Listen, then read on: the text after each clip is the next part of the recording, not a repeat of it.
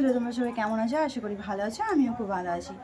তো আজকে আমার সম্বন্ধে কিছু বলার জন্য এই ব্লগটা শুরু করলাম। ছোট্ট একটা ব্লগ শুরু করেছি। তো আমি তো একজন হাউসওয়াইফ, আর আমার 1.5 বছর হলো বিয়ে হওয়া হয়েছে। তো আমি আগেও রিলস বানাতাম, কিন্তু কোনোদিন এভাবে করিনি যে ইউটিউবে আমি ছাড়বো বা কিছু। মানে রিলস করতে ভালো লাগতো, যেমনই হোক, জানি না কেমন হয় না হয়, কিন্তু আমার ইচ্ছা হতো যে না আমি রিলস করব।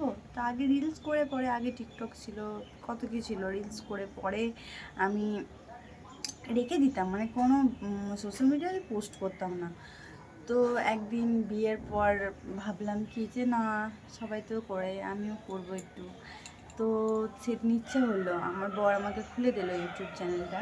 তো তারপর থেকে একটা একটা করে ভিডিও দিচ্ছিলাম, একটা করে সাবস্ক্রাইব বাড়ছিল, কিন্তু মাঝে কিছুদিন আমার এক্সাম চলাকালীন আমার বন্ধ হয়ে গেছিলো পুরোটা, মাঝখানে একবার। তো তারপরে আবার আমি শুরু করলাম, প্রায় 1 মাস মতন আমি ছাড়তে পারিনি, কারণ সেভাবে তখন সেটা গুরুত্ব দিইনি অতটা।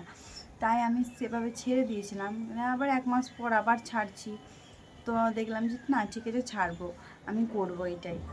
তো ব্লগ দেওয়া হতো না, কিন্তু ভাবলাম যে না, আমি ভিডিও করব। তো আমার এখন শর্ট ভিডিওই করা হয়, কারণ অন ক্যামেরাতে কথা বলার মতন না, মানে এতটা আমার এতটা পারি না অন ক্যামেরাতে অতটা কথা বলতে পারি না। মানে ভিডিওতে এমনি লিপ দিই তখন ঠিক আছে পারি, কিন্তু এমনি তো সেটা দিই, আর এটা অন ক্যামেরাতে তোমাদের সাথে কথা বলছি, তো কেমনই একটা আমার মনের মধ্যে হচ্ছে যে আমি কী বলবো, বুঝতে পারছি না। তো অবশ্যই ভুল ত্রুটি হলে তোমরা অবশ্যই আমাকে কমেন্ট করে জানাবে, আমার ভুলটা ধরিয়ে দেবে। আর তোমাদের ভালোবাসা পেলে আমি অবশ্যই এগিয়ে যাবো। প্লিজ আমার সাথে থেকো, তোমরা লাইক, শেয়ার, কমেন্ট, সাবস্ক্রাইব করে আমার পাশে থেকো। তো আমার সম্বন্ধে আরও কিছু জানার হলে অবশ্যই কমেন্ট করবে, আমি অবশ্যই তোমার সাথে শেয়ার করবো।